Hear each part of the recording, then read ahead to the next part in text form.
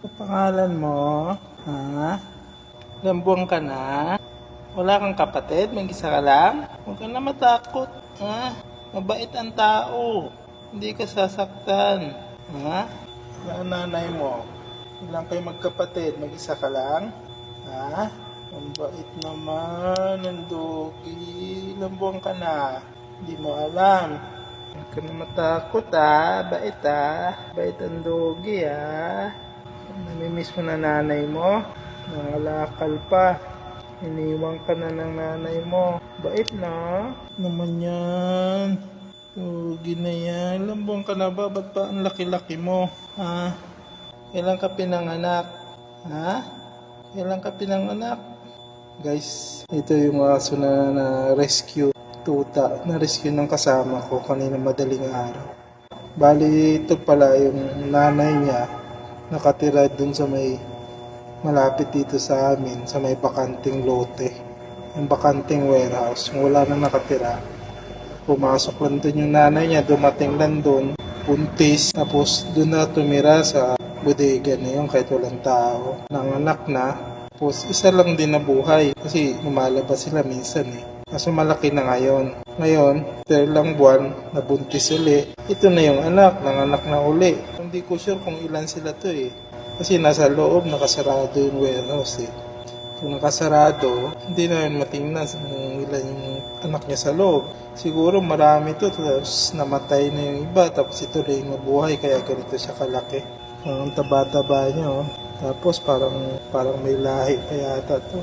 Tapos takot sa tao. Kasi walang tao doon sa loob ng warehouse na yun, ng bodega na yun Sila lang nakatira doon Ang ginagawa ng nanay yan, lumalabas lang minsan doon. Lalo pag gabi, tapos nangangalakal ang pagkain. Tapos pag tinawag mo, paglalapitan mo, matakbo, nagagalit.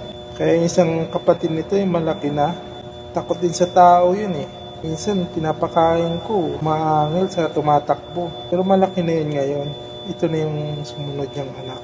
Na-rescue siya kanina madaling araw kasi lumabas siya ng bodega kasama nanay nila nangalakal.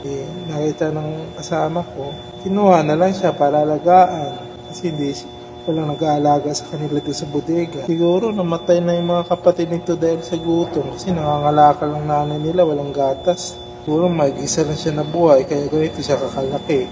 Kasi solo niya yung gatas ng nanay niya kahit nangangalakal niya, may gatas pa rin. Parang natatakot pa siya.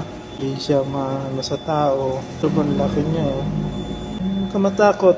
Bait ang mga tao, ha? Mamaya, kain ka mamaya, ha? Nakain ka, ha? Hayaan mo na yung nanay mo na yun. Ilang araw lang, buntis na naman yun. Huwag ka na matakot. Ang bait niya guys, ang laki Ang lapad. Tapos wala pa siyang buntot. Buntot niya, parang putol.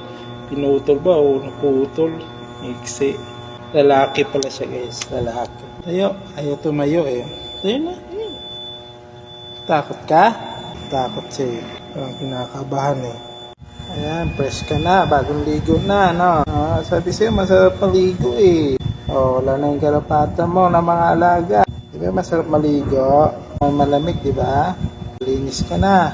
Hindi ka na malungkot. Hindi ka na malungkot. Fresh na ikaw, no? Makakatulog ka na. Ligo ka na Babalik na siya sa bahay nyo. Ano? Ay, ayaw lumingon. Nahanap ka ng nanay mo. Ayun siya, layo na niya. Diyan siya nakatira, dyan guys. Yan yung bahay nila. Ano? Nanay mo, iniwan ka na, hindi ka na naalala. Hindi ka naalala ng nanay mo. Ito ka na lang, no? Tuhan tayo. Tingin ka na lang, ha? Pabait ka, ha? Bait yan, di ba?